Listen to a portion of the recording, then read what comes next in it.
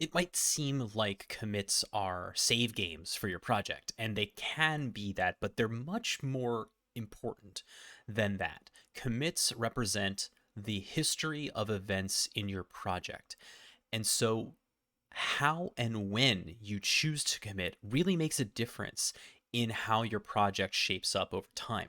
Put another way, your commit history is the story of your project, and you need to decide how you want it to read. For me, I want events that clearly tell a story of how the project evolved. Not every commit has to be epic, but ideally they should be distinct accomplishments or changes, not just in progress stuff.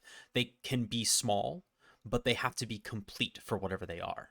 Right now, Git demo is pretty tiny, so that's difficult to simulate, but we're going to do our best. Let's make a new commit and a new file. So I'm going to make a new file here with this echo. This is the second file. Yes, I know about the number 1. That is the point. But first we're going to add file 2 and commit with -m, add second file. Now we've made a mistake.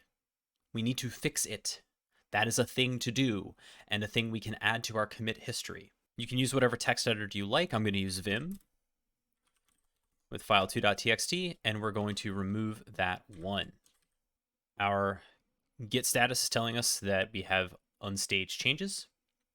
We're going to make a new commit, and we're going to learn a new commit shortcut, which is git commit -a m. The -a option allows you to automatically add any files that Git knows about.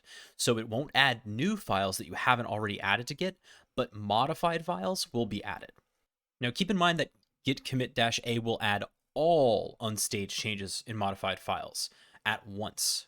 So if you have multiple files and you only care about the one file, be aware of that. You will have a lot of moments when you want to just git add specific files.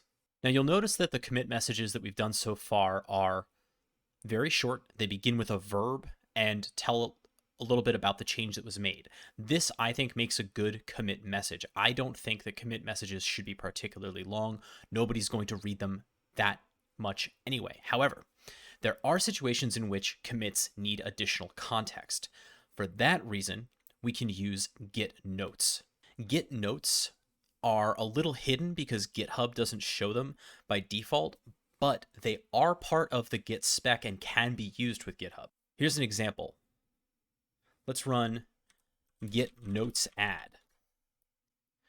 You can see that we're working with the most recent commit based on the stuff in the comments, and now we can add additional context to this commit. All right, we'll save and quit. Now let's take a look at git log. You can see that for our most recent commit, we now have this notes section that includes the additional context. If I want to edit those notes again, I can do git notes edit. And by default, this is for the most recent commit, but if I had notes on other commits, I could add a commit hash after the git notes add or edit, and that would work with those commits instead. I can also use git notes remove, and that will remove the note. You may be one of the few people to actually know about Git notes now, and I encourage you to try them out to see if you like using them. I think I do, and I intend on using them a lot more in the future. That'll do it for commit best practices for now anyway. And in the next lesson, we're going to talk a little bit about fixing mistakes.